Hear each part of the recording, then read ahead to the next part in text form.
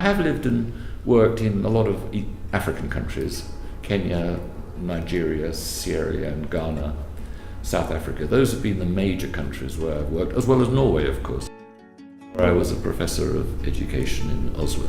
Because I think by living abroad, you learn as much about the country you're living in as you do the country you've come from.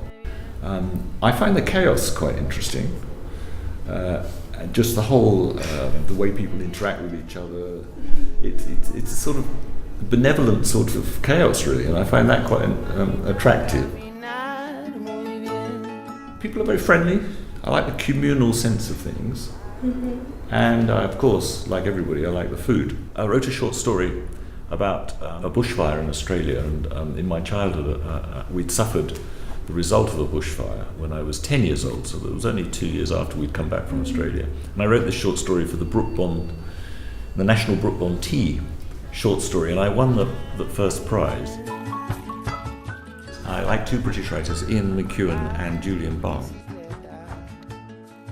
in the sense that I'm putting my emphasis on entertainment rather than something that is overly sophisticated and intellectual.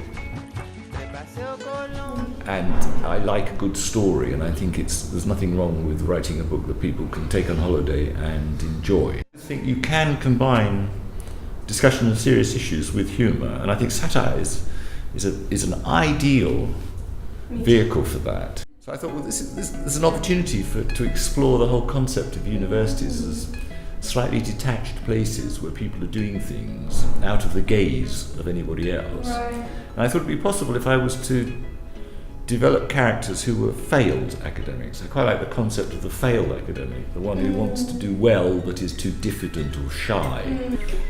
To explore the good sides of universities, where people go in order to do good things, to do research and to encourage social mobility, along with all the other things which are a waste of time, all these meetings that you sit in.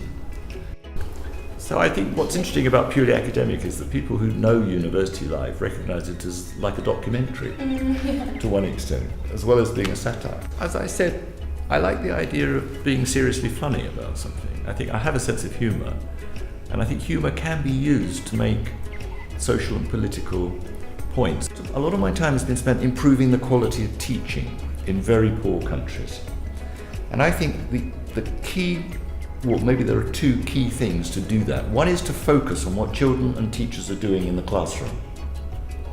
So to make sure that what we call the pedagogy for teaching and learning is of quality, and teachers are well trained to know how to deliver a lesson, which means that what actually goes on in the classroom is fundamental. It'll make you think about the direction in which universities are going at the moment in Britain, and if you're British particularly, we do need to change the way universities are funded, managed, and that's why I hope the next Labour government will do that. But on the other hand, you can enjoy this book because the characters are fun.